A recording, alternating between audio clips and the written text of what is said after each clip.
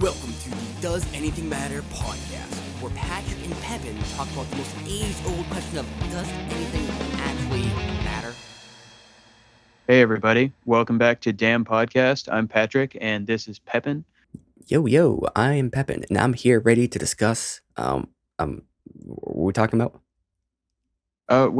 Usually we have some kind of deep philosophical topic on here, but we're feeling kind of lazy today. And on top of that, we both got to talking. Nathan and I were both writing books, and so we thought maybe there might be other people out there who are interested in this kind of thing. So we're going to talk about what makes a good story. Just really basic. All right. I'm down for it. Sounds very exciting. I think I'm ready. Yeah. So, I've written a lot of stories over the years, but I've never really finished one. So I wouldn't say I'm an expert, but I've seen a lot of stories and I think I can pretty reasonably say what makes a good one. What about you? I am one of those kind of. So I don't write nonfiction stories. I've come up with a couple. And I've told you about a couple ideas I've had. But it's like I mostly analyze. So I'm very good at analyzation.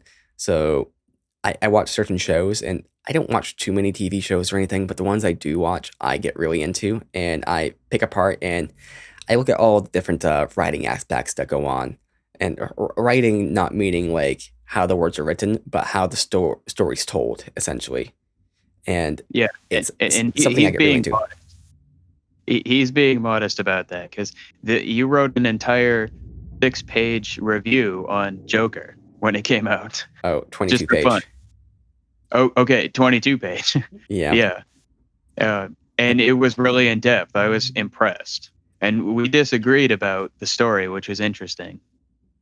Yeah, I say that movie kind of consumed me for a little bit because I never actually published that. I should have published that. I was thinking about doing a whole video series about it, but I'm like, yeah, that's a lot of work. But maybe I'm gonna do that soon. I don't know because I think I looked at the reviews for it or like the analyses, and they were very surface level, which I was kind of disappointed with. Yeah, yours was very deep. Honestly, you could have had a career like if you told me that you were a movie critic before reading me parts of that review, I would 100% believed you. Hmm, hmm. Right. So I'm very analytical, but you're more story focused because you've been writing a book for I forget how long it is. Definitely the last year, but for a while So, now. yeah, I've been writing my whole life since high school, but I'm sort of a perfectionist, so I never really have attempted to be published. But the story I'm working on now is a novel called Dark Ocean, and I'm actually quite close to being finished. I only have about 20,000 words left to write in the manuscript. And anyway, I've been working on this story for about a year. Yeah, that's pretty intense. It's also pretty good because the a year for writing a story is not that long. Like some people spend like 5 years to write their first book. Well, that's true, but to be fair, I don't want to brag because I've been working with these specific characters for a number of years. So, although, yes, I've written the story from start to finish in the last year, a lot of the sort of meat and potatoes, they were cooked ahead of time. I got you. Yeah. So you saw, or I told you about a certain plot line I had, and that's the plot line where I'm gonna butcher it here real quick, but like this researcher dude has some sort of serum that can destroy your consciousness, and it's like he gets found out, and someone kidnaps him and all this kind of stuff. I'm really butchering it here just to not give too much away in case I fully release it, but that is kind of similar because I had that kind of plot idea running in my head for about 5 years, and essentially everything was there pretty much. But this little plot details, little character things kind of came into my head. It's still in my head. I have it partially written somewhere, but it's kind of strange how like these things kind of get into your head and they're just kind of there and developing over like they're kind of stewing and marinating over time. Yeah, it is interesting. And, some of the ideas that I've had for years and years, and I've always been really attached to these ideas, but they haven't ever made it into my stories because they're just really obtuse or abstract. Or they just don't quite fit the bill. But then I find that I watch a certain TV show or a movie or something that it just connects with me in a way, and then this idea comes back to me. And now when I can kind of relate it to what I'm seeing, then I think, okay, I understand the context now for this idea. When I first came up with the idea, I didn't have context for it. And then I see someone else kind of use a similar idea in a story that I like. And now that I have context, I'm like, all right, I feel like I can execute it. So that's a good piece of advice for anybody out there that might be a writer, is you always want to indulge in other people's work. And when you're doing it, I'm not saying that you have to be working, because you should be relaxing when you're watching a movie, but pay attention to the plot progression and how it kind of plays into your own style, because you never know when you're going to get inspired. Hmm. Right, right. As far as from like a viewer perspective, so uh, how much do you watch like other content, and how much of like what made you become a what made you become want to become a writer or start writing your own stories? Well, actually, I wrote my first short story when I was in third grade. So I would say that for me specifically, it was something that was just always kind of part of me. Like there's some musicians that start playing as early as 5 years old. So I would say that for me, it was more ingrained. But why did I want to get published? That, I guess, would be a different question. And Hmm. that didn't start happening until about 5 or 6 years ago. In high school and shortly after, I just did it as a hobby. But when I started really wanting to get published, I would say it was shortly after I actually read Harry Potter for the first time. So I hated trends when I was in high school. And so I did not read Harry Potter when it came out. I refused to, because it was all the rage and everybody did it. And just like when My Chemical Romance was huge and everything else in the early 2000s, I wouldn't do it. And then when it wasn't popular anymore, a decade later, I decided to read it. And it just blew me away, because it was her first book, Hmm. and it was so good.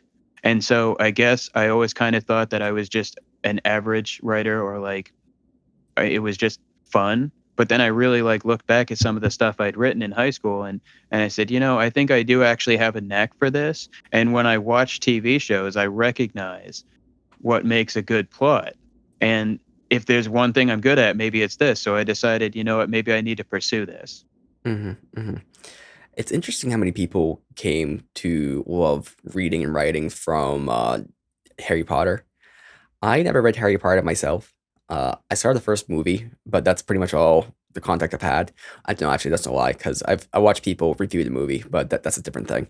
But I never really fell in love with reading at all, and I've only gotten into like say plots and certain plot dynamics like later on in life when I really started to appreciate them, because everything was kind of like like explosions and everything like that. But I read a couple books when I was younger, and the only couple books I really got into was so there's a book called Slaughterhouse-Five by Kurt Vonnegut. Not sure if you read that one. Animal No. Farm by George Orwell, in 1984 by George Orwell as well. And also there's another book, Brave New World. I forget who that's by, but he took a lot of LSD. I know that. And those books were all like sci-fi dystopian, and those books I found really good. There's one book series I got into for a bit, and it was like about World War II and Pearl Harbor and stuff like that. And they get like attacked, and then he has this friend who is Japanese, and the Japanese friend gets taken away and killed, it seems. And then I read the second book in the series, and ends up this Japanese friends come out of nowhere, and it's like, oh hey, they're reunited, and I threw down the book and almost didn't finish it because it was just so stupid. Like it was just such plot convenience. Yeah, let's talk about that, because you just brought that up, and at some point I was hoping this would come up.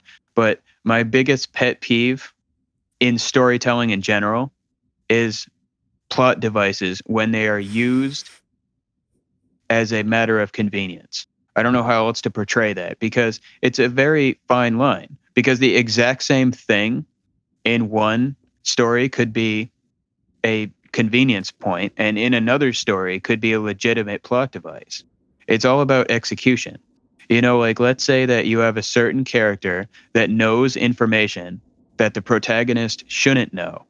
But as the writer, you know that you have to portray this information to a reader. So but you don't want the protagonist to know. So you introduce a character, and the character's dialogue just happens to spill out this information, Mhm. right? Like, that's just too convenient that at the exact moment that you need that to happen, a character that we've never seen before shows up and gives us this required information. Yep. Yep. But that doesn't mean that dialogue can't happen, right? You could have that exact same scene where this character reveals said information. But a better way to execute that would be to introduce the character earlier in the story in a completely unrelated way. So this character's already been established and has interacted with the reader in ways before. So then, instead of this all of a sudden being a really convenient coincidence, now it's a twist, right? Because you have a character that we already knew and we thought was innocent, but now all of a sudden has to do with a major plot point. Mhm. Mhm. Right. Yeah. Exposition is kind of the plague of bad writing, and also, yeah, there's a technical problem there because the problem is that information, right? You have to explain how characters know certain things, and there's ways to do that which are intelligent, and there's ways to do that which are very, you just have to get it done. And so there's like very common themes with, say, there's a new person arriving onto the scene, and this person has to be briefed on what's occurred. So that person will get told by a commander or somebody else, or maybe just somebody who knows the situation and explains it out.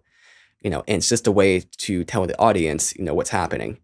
And so there's ways to do that which are effective and ways to do that which are ineffective.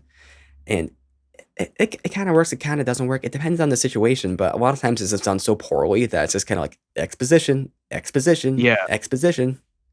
And it's like, yeah, it's terrible. You never want to make the reader think that they're at a high school assembly and being explained information by the principal, because nobody likes that. It was boring then and it's boring now.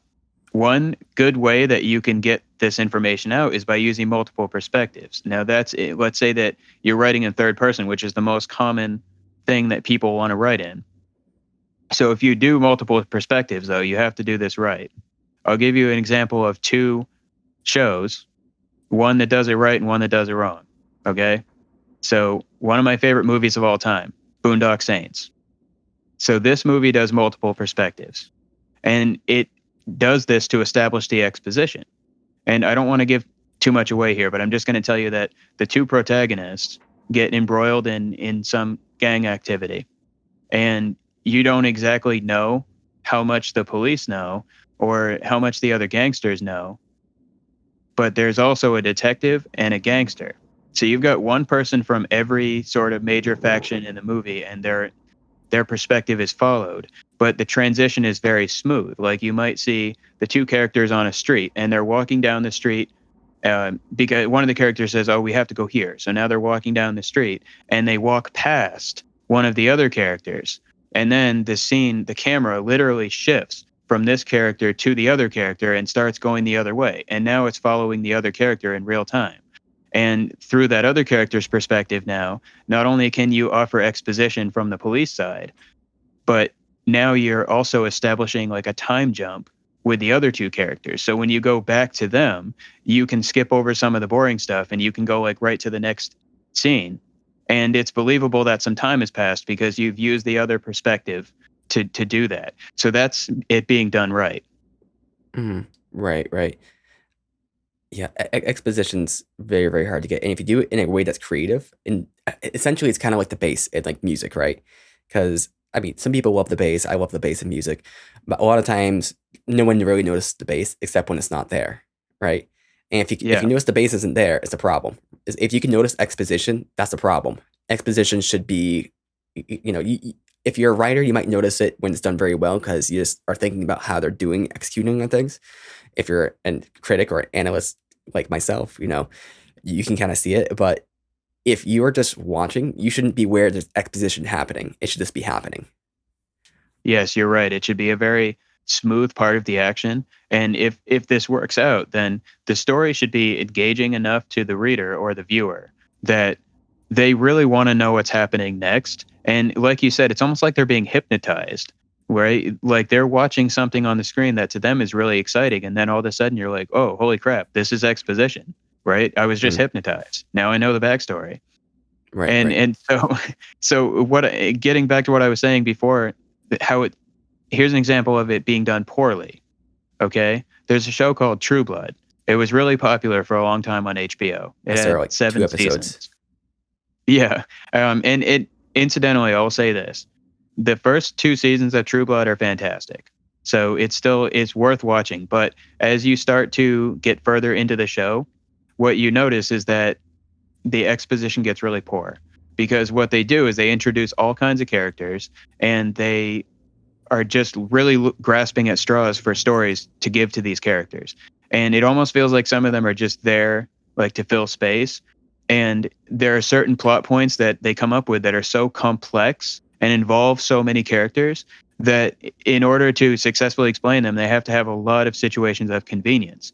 Like one character, for example, showing up at another character's bar after, as far as the viewer knows, like when I watched this, I said to myself, this character has not interacted with this bartender in almost an entire season, right? And the perception of like 2 years has passed in the story.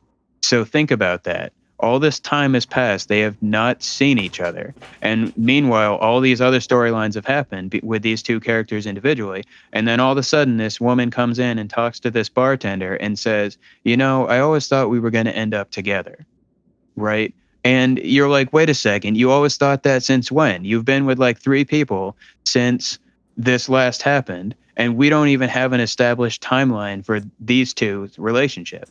And really, the whole point of the scene becomes clear a couple of lines later when the guy says that his current girlfriend is pregnant. And you're like, okay, that's why that scene was there, because otherwise you wouldn't know the woman was pregnant. And there's no other way to work it in. Right. So that was a scene of convenience. Mm. And that other character did not need to be there. And that kind of creates a cheesy experience for the viewer. Right. Because it's just so obvious. Right. Right. Yeah. Okay. I'm going to go on with my own pet peeve here.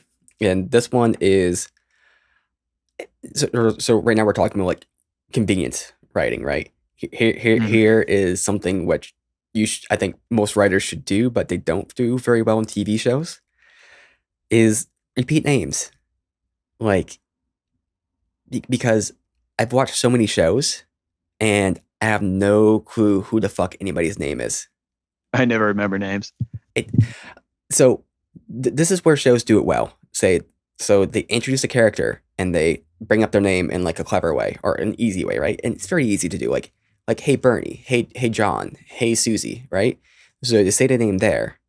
Most shows they say the name once, and then they mention that name a couple other times, but I don't know who that person is. I forgot their name. Like literally, okay. There's a show I've been watching called The Westworld, and they bring up this character's name once, and they don't repeat it for another like 9 episodes. It's like, who is this person? Like it took me a whole season to figure out who this person's name was. I could look it up, I could look at the credits and so on and so forth.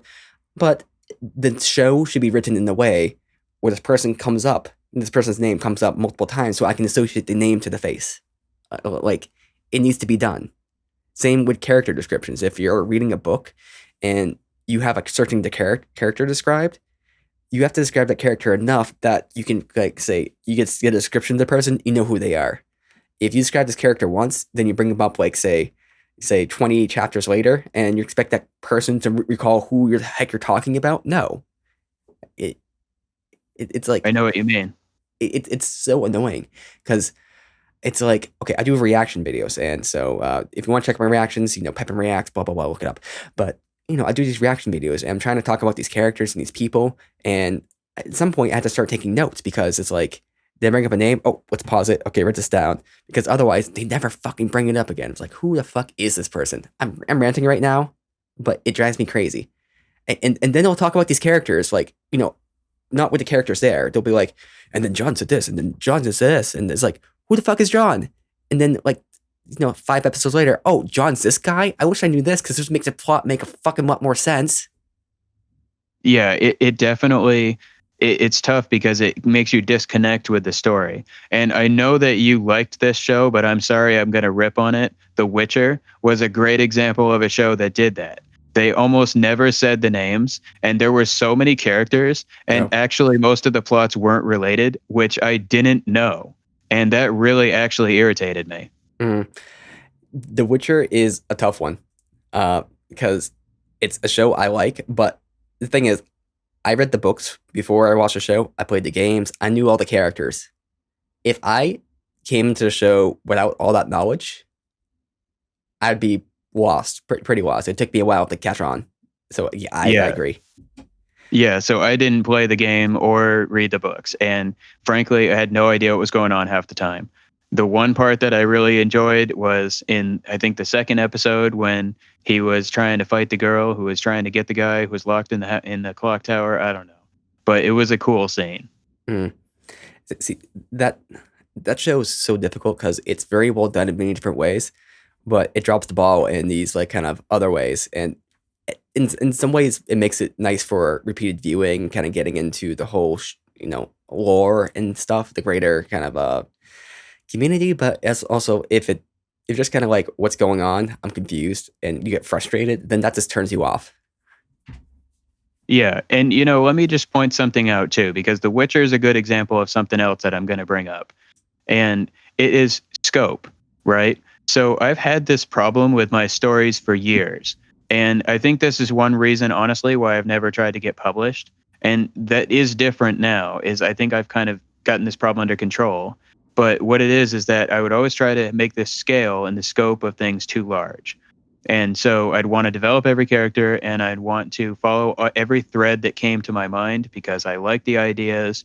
But then what happens is you get this sort of mangro of ideas that are just tangled up. And then as the viewer, you're like, wait a second, which story am I following?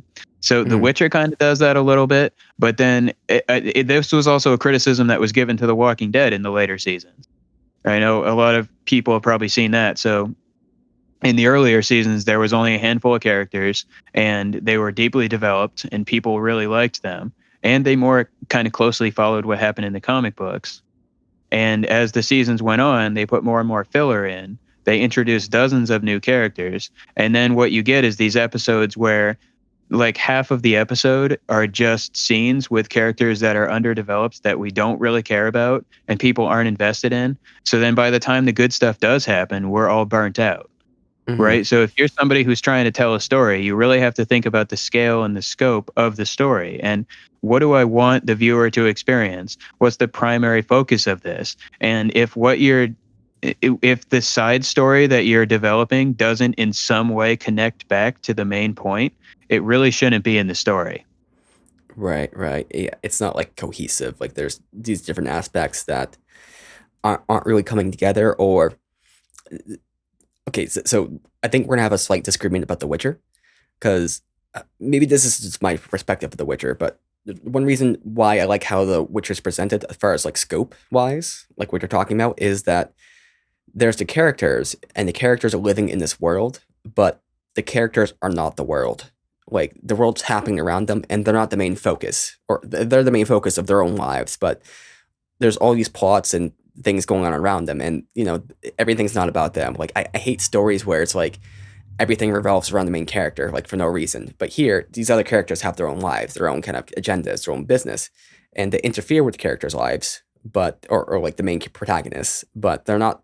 They're like you ever play like Skyrim? Yeah. So Skyrim, everything's about you. Like you go anywhere, it's like, oh hey, I've heard of you. Hey, you can do this. Like it's just like everything is revolving around the character.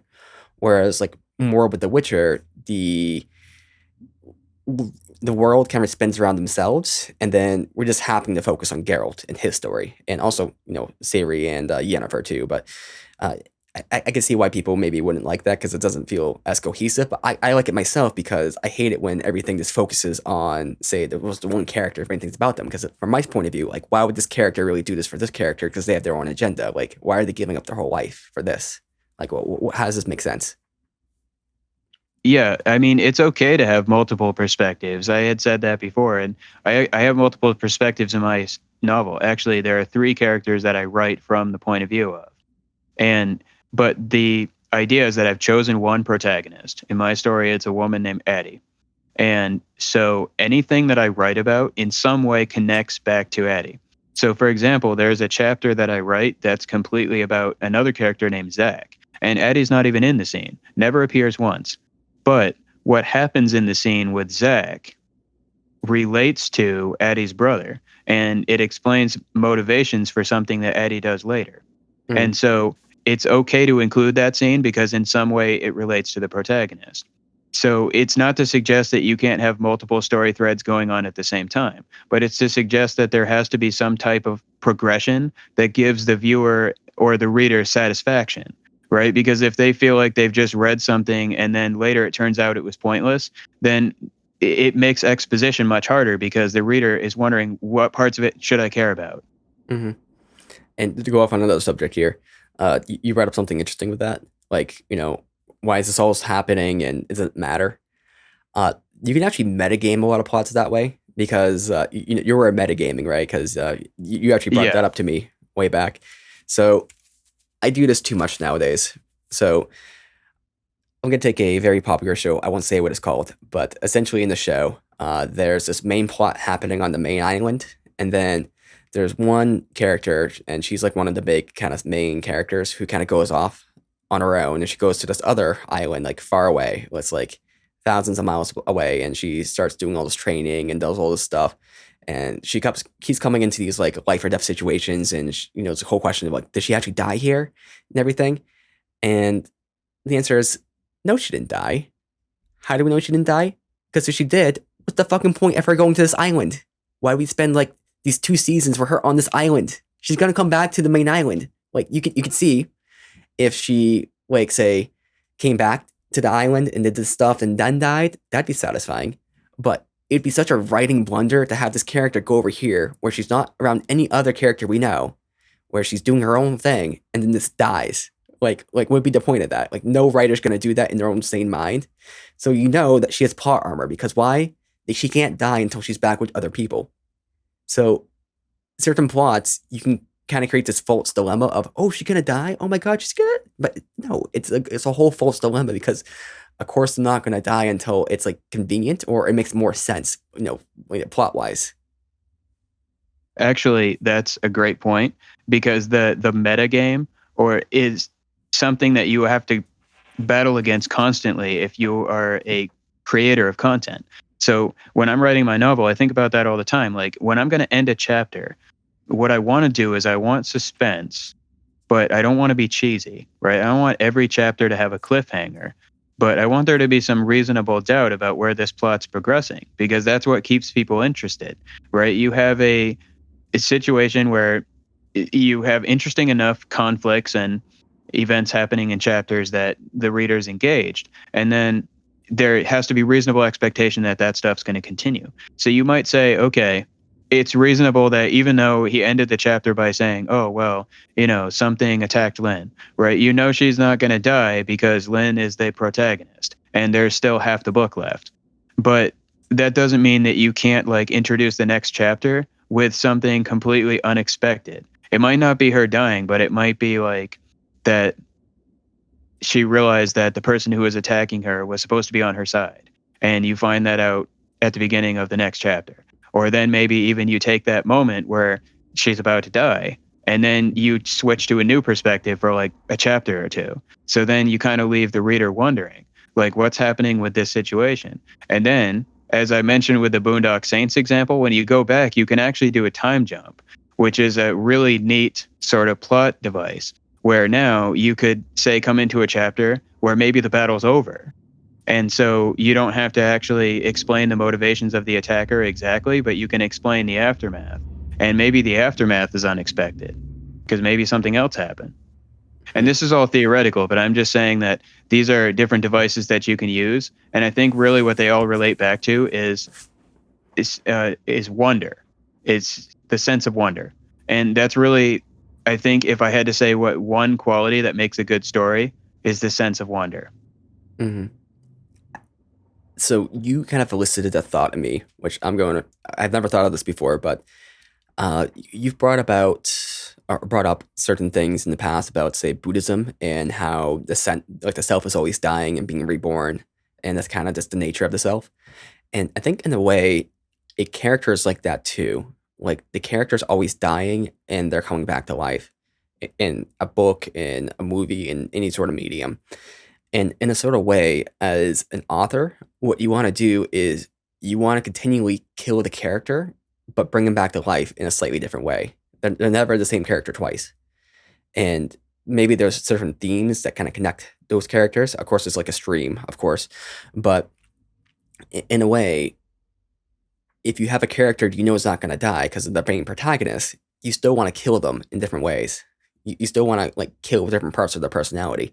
And so an obvious way, like plot device way that you can do this is, let's say that you have this character, they're strong and very confident in everything, but then they make a critical mistake and it leads to the death of, say, their sister or their mother, right?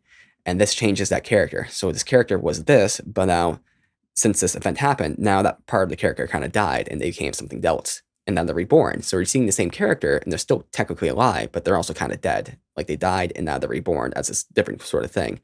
So there's a way to kind of kill a character, but also kind of have them continue in a different way. And I think as in like if you're a writer, you kind of want to do that continually, because where it's really annoying for me is when characters go through events and development or supposed development, but they never actually change. Like they're the same thing all the way through, and things don't change them. They change things, but they maybe there's Fox development that you think is happening, but nothing actually ever changes. And unless that's like kind of the point they're trying to drive home, that people don't change and stuff like that, and maybe it's done well. But if you're not trying to do that, then it just kind of reeks of like stupidity. Like there's a couple popular shows.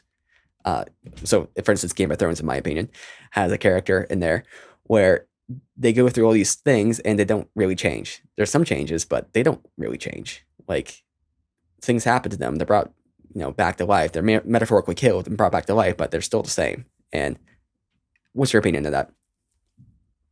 I think that we all go through these evolutions as humans.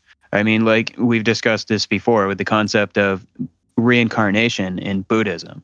And some people believe in physical reincarnation, but I personally don't. I think it's what you're saying, which is more of a reincarnation of the soul. And this can happen multiple times in your life, depending on what types of things that you go through and how you choose to interact with them. Now, that's similar to the concept of fate. Now, what I mean is I don't believe in fate necessarily as a sort of invisible hand that's predetermined. What I think is that events are just events. Like they're going to happen no matter what. But what is really what I would consider to be fated is what our natural tendencies sort of pull us to do, right? So fate is more of a gut feeling, more of a personality driven thing. Like I'm fated to be a writer, for example, because I started doing it when I was in 3rd grade and I was good at it and I enjoyed it and I knew it. So in that sense, it was fated, but I could choose not to be a writer. So it's not an unwritten code, right? And maybe the events that were going to happen in our life were going to happen no matter what. But if we lived our life 5 times over, we might react to those same events differently each time. So if fate doesn't predetermine events, fate gives us a sort of disposition. And whether we choose to act on that and follow whatever version of destiny that sort of manifests as, that's our own choice. And so when I'm writing and progressing my characters, I kind of keep this in mind too, that sometimes they're going to react in ways that we expect, but other times they might not survive their refusal to believe. I really like that distinction. Never heard that distinction between fate and like predestination, because usually fate implies predestination, right? But the way you just explained it, fate is almost like something you are, but also something you choose. It's kind of like the symbiosis of both. Predestination is like you have no choice in the matter, but here it's kind of like a combination of I am born to do this and I am going to do this. It's kind of like those two things combined. If I'm understanding it correctly. Yeah. Like I'll give you an example from my book, a really simple example. is that the character Zach is extremely ambitious to a fault, right? And this has always been true about him his entire life. And so one could argue that he was fated to wind up in a sort of situation like he is, which is where his wife wants to divorce him. They aren't very close because he's always buried in his work, and there's always something more important than taking a second to kind of develop his relationships, right? And so you could say that based on that tendency that he's always had, that he's sort of fated to wind up in a situation like this. But it's not that he has to choose that. At any time, he could choose to step away from his job and spend more time with his family. It might not be what makes him the happiest, but he could make the choice. So fate does not always mean that no matter what, you will end up in this situation. It's something that you're likely to cross paths with. Right, right. Yeah. Are there any writing tropes that you really latch onto? So I would say that for a literary device, I like to use alliteration a lot because I think that it makes things sound a lot better. And for those of you who don't know, alliteration is when you take two words that sound similar and you put them close together in a sentence. Like you might say alleged altercation, okay, because they both start with A. So they either have to start with the same letter or they have to sound similar, even if they're not really spelled the same. Like you could say, like benevolent benefactor is another example of alliteration. You don't want to overuse it because then it sounds cheesy. It almost sounds like you're rhyming. But a well-placed alliteration can really elevate a description. So I like that. And then I would say, I don't know if there's any other tropes necessarily that I rely on. But if you mean tropes in the sense of like typical progression of stories, I guess that I like writing in dystopian style. And I also like to have a kind of cynical spin to things that turns optimistic. So like in any story I write, I tend to like try to explore the darkest side of it, but then connect it to the greater human experience. And this is sort of related to Buddhism as well, the belief in sort of order and chaos and how there's a finite existence of both in the universe. And that to really appreciate order, you have to experience chaos, right? So one of the common themes in my characters is that they experience great turmoil, but through this turmoil, they in some way understand peace. Yeah. Does that make sense? Right, right. And I can understand why that kind of speaks to you because I kind of feel like that's kind of your personality in a large way. Yeah, definitely. One plot mechanism or thing I really latch onto is, and this is very meta, but so let's think about this. So imagine there's a plot, and the plot is like, it starts out violent and everything, and then where it goes is towards like an anti-violence sort of message. Let's just stop the violence, stop the hate. And then how does this whole plot line end itself? Well, in a big fight. That's super unsatisfying because it has this whole anti-violence message, but how do you actually resolve the plot with violence? So you're saying that that's something that bothers you, or that you like it? That bothers me because you have your meta message, right, which is violence is wrong, but then how do you resolve the plot with violence? It's kind of contradictory, right? You need to solve the plot in a way that is coherent. And here's an example from a very popular video game, which actually does it very well. Because this is a fighting game, and it's like I'll say it's The Witcher.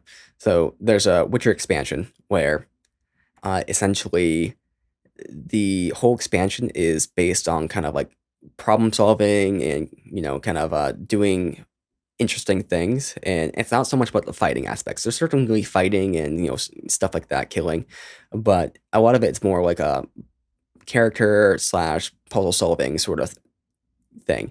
And so the ending encounter that ends the game is actually kind of the same thing. It's pretty much a riddle, which the whole kind of expansion has been essentially a riddle and an exploration and kind of trying to understand the characters. And it was perfect in my opinion, because if this ending encounter was just a big boss fight, you kind of take the whole theme, the whole kind of thing that this expansion has been based on, and just kind of shits on it. It's just kind of like, oh yeah, sword fight, but instead it ends in a way which is actually cohesive to what it was trying to do. It starts as a riddle and it ends in a riddle. It starts as a predicament and it ends as a solution to that predicament. Through form of this very clever, say, way that you solve it, and that I think is very needed. Also, I'm going. Actually, I'll react to that. I have one more I want to go on. I think that works in that situation because that's how the story is told. But I think also that if you want to go super meta with it, you could say that even above the specific theme of a story is the underlying nature of the species. So if you're writing about a different species, if you're sci-fi or fantasy, you have more latitude here. But if you're writing about human beings, then you could argue that there's a meta that's even above the themes of the model of the novel, I mean, which is what is general human nature. And you might argue that human nature is always going to sort of revert to the same proclivities because we have the original sins, and there's different arguments for it. So you could say that of course it would end in violence because ultimately we want peace, but is war required for peace, right? That's a classic debate, and it's certainly worth having. But what was the other example that you had? So I'll just follow up with that real quick. So I think it has to be built into the narrative, because if the narrative you're trying to do is not built into it, then it's not going to work, because people try to protect, like, okay, so for instance, there's the Pokemon movie, and with the Pokemon movie, the whole point of the movie was, we shouldn't be doing Pokemon battles against each other, and how's it end? A giant Pokemon battle, and then reverts back to it's kind of, I don't know. Yeah, I know what you mean. You're right. It does have to be. You have to at least mention it as part of your narrative. The second thing I forgot, so I'm gonna let you talk for a second so I can remember it. Okay, fair enough. So I wanted to actually say one more thing earlier in the podcast about sense of wonder, and I was actually going to give an example of how you can make this happen. In case there's any aspiring writers out there that might want to know an example of how you could use this device in your text. So one of the chapters in my book, it talks about Zach, and I mentioned already he's got a character who's very tormented because on the one hand he has all this ambition and he's achieved a great deal in his life, but on the other hand he has very little to show for it because his relationships have broken down and he's kind of alone, and he ends up having this affair, and so all of this crumbles down because of something that should have been good. And so in this chapter he's kind of like contemplating whether he's going to kill himself. He's very down, and then at the end of the chapter something happens where there's this big explosion, and we're not sure what the explosion is yet. And in the previous chapter, we'd seen the same explosion, but from a different character's point of view. And the chapter ends with the explosion. So we don't know the result of the explosion yet. And now we have this other chapter with Zach, and it leads up to the same explosion. Now we see that Zach is, again, this tormented character. But now that we see the explosion from a third party who is not like right next to it and being affected by it, the very last line in this chapter is Zach standing up in the diner where he was, and he's looking out of the broken glass windows, and he sees something. And so as the line goes, that just 24 hours before, Zach had been contemplating whether he was going to see another day, but he knew now that wouldn't be true, because in just a matter of seconds everything changed, for Zach had seen something amazing and he had to know. And that's the end. And then the next chapter, you switch back to the other character who had been in the explosion. So now you can create a time jump. And technically, I don't have to reveal what Zach saw until the next time I go to him, which is several chapters later. So you're creating this sense of wonder in the reader. You're like, what did he see? Mm-hmm. Right? And we don't know. And if you can achieve that in every chapter somehow, you're going to have a really riveting story. Yeah, a lot of the stories that I really love are ones that answer a question, but then give you two more questions you didn't know you wanted the answer to. Yes, that's great too. Because it just keeps you hooked. Like where so I watched a season of something recently, and I enjoyed the season. The first season was a lot better. I'll say the show Westworld, but the problem I had with the second season a bit was that it was very much information control. Like there's things that you want to know the answer to, but it's very controlling of that information. It's not as natural. It's kind of like you ever watch one of those shows where it's like, find out what John said to Susie after the break, or you know, Yeah. you Yeah, know, it's very forced. like there's something that you want to know and they're not telling you, and they're not telling you, and they're just kind of holding off. That way, you keep watching, and like who killed John, and people know who killed John, but they're not telling you. It's forced is the probably the way to put it, but it's also just poorly done. But it's like there's things I think it's better when it's more of a mystery. Like you're not even certain if the characters know the thing, right? You're not even certain if there's a question there, and the question is the question you're asking. It's not whether the question's not being shoved down your throat. Like who killed Jr. The question is, did someone kill Jr.? How did he die? Yeah, yeah. What are the circumstances? And it's like a mystery that you're kind of exploring with the characters yourself. Yeah. And so really what you have to do is you have to be organic, not deliberate. So a good example of organic development would be Reservoir Dogs, which is an early Tarantino film. And in this film, it's about 5 bank robbers. And the story is told gradually from each character's point of view. And each time that you see a different character, you get a little bit more information than you had before. So it's not deliberately withholding information. It's organic because each character legitimately saw the situation differently and was in in different places at different times during the entire robbery.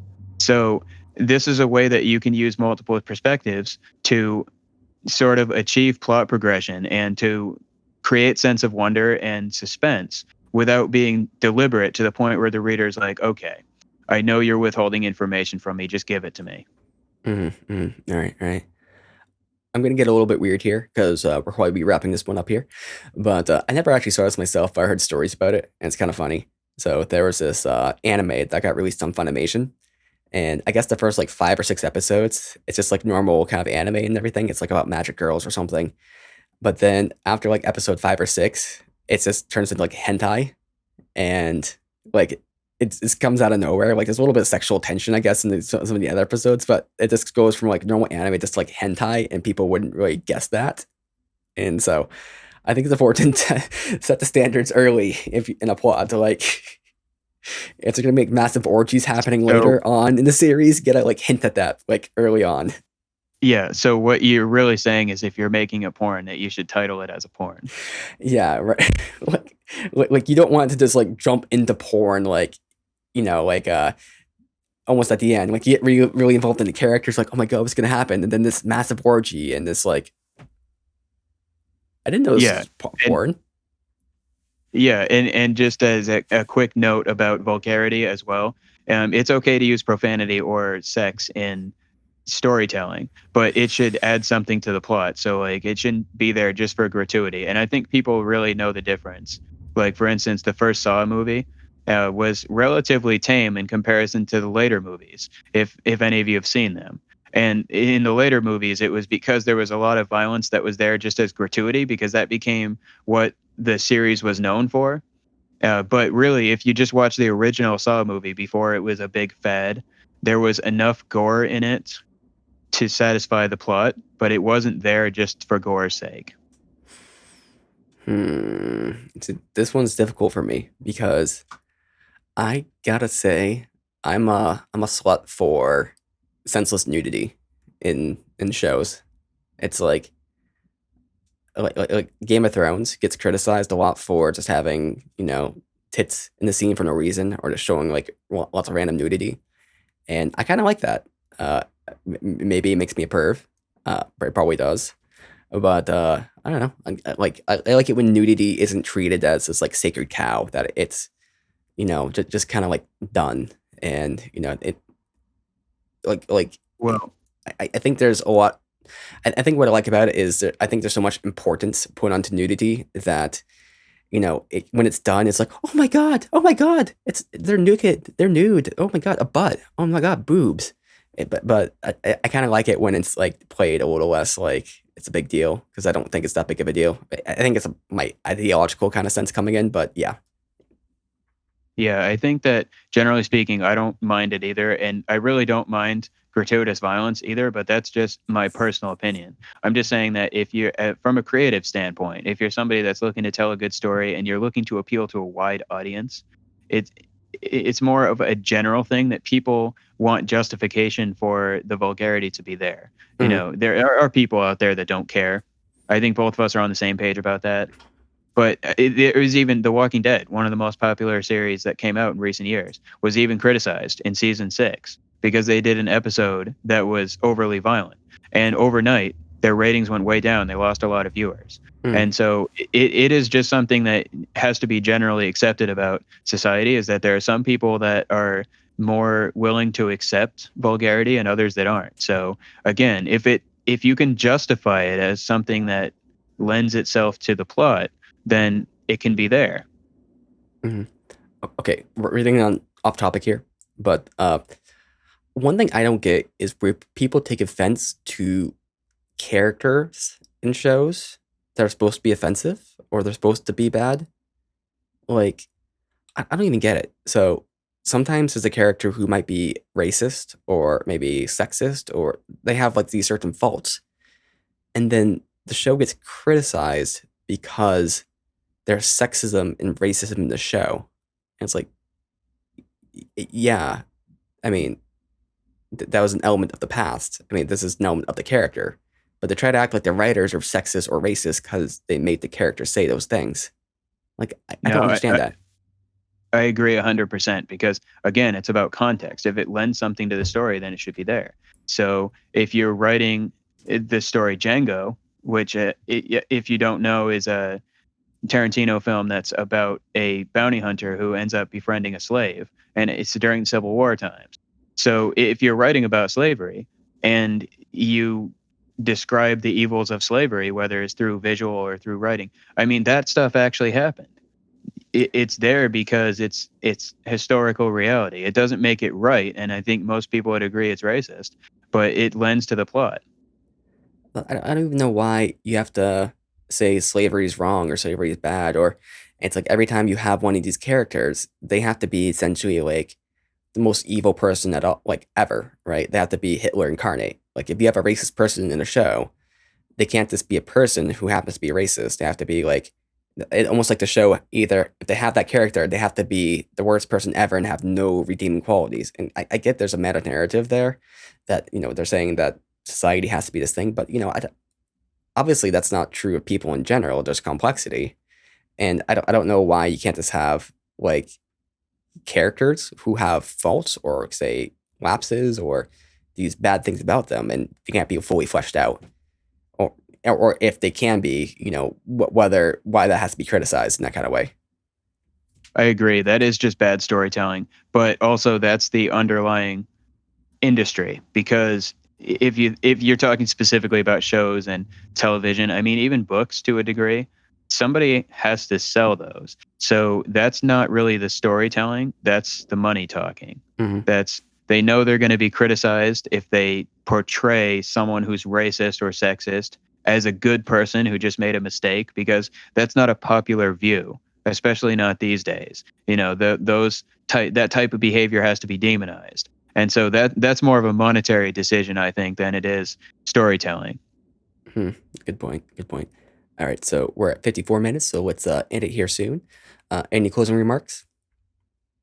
I would just summarize by saying that, hopefully some of you who are watching this are aspiring writers or maybe just enjoy telling a good story. And if you do, just remember that the most important things that you can do with it is that you should have a main point around which everything is at least somewhat cohesive and related. It's okay to tell side stories, but they should all relate. Okay. And keep the sense of wonder, because that's what keeps people coming back. And your book is coming out when exactly? Is there a scheduled time or any available like free chapters people can get a hold of to kind of sink their teeth in? So I don't know exactly when it's going to be coming out. I would say I'm going to finish the manuscript in the next month or two. And, then I'm going to be looking at editors. So I would say certainly within the next year Mhm. that I'll be releasing it. Again, the book's called Dark Ocean. And I would be looking to put a few chapters out there, although at this point, I'm not certain when that will be. But Mhm. if anybody's interested, I will be releasing probably the first 3 or 4 chapters. Yeah, when you do that, I'll give him a read. And also, I've been meaning to read the thing. I haven't gotten a copy of it yet.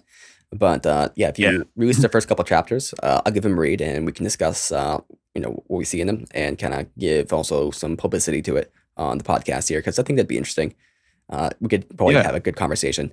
But of course, the only thing we'd want to try not to do is give any spoilers for future stuff. Yeah. Yeah. Of course. Yeah. Given that's probably a little ways out, but yeah, okay. My closing Definitely. thoughts are, damn, this was a good conversation. Hey, like the video, subscribe, and also, do the things that you do, like, say hello in the comments, say, hey, where's the book coming out? When? I need it now. And, give us some suggestions about what you think we should be talking about next. Yeah. And, if anybody is an aspiring writer and has any questions that they want to ask me or Nathan specifically, just leave them in the comments and we can certainly address your specific questions. Yeah, I can't say I'm a writer, but I'm definitely I do more. I'm very good with analysis and very good at critiquing. Patrick and I had a lot of conversations when we used to work together, and he would ask me certain plot elements, and he wouldn't always agree with my critiques, but I think my critiques always help them develop his ideas and kind of make them stronger, or kind of have a stronger, say, foundation for why the plot was going the way that it was going to go. So, I may not be able to help with the writing aspect as much, but I can definitely help with the plot in analysis and making sure things are cohesive. Yeah. And he's a very intelligent consumer, which is exactly who you're marketing to. So like I might be able to help you with some of the technical parts of writing. But as far as like what's going to appeal to an audience, who you want to ask is somebody who isn't a writer, because they're not going to be looking at all the technical stuff. They're going to be able to tell you if this is something that they would pick up and read. Right. So it's always a good idea as a writer too, to just ask people their opinion. Exactly. All right, you guys have a great day and All right. peace. Have a good one. Thanks.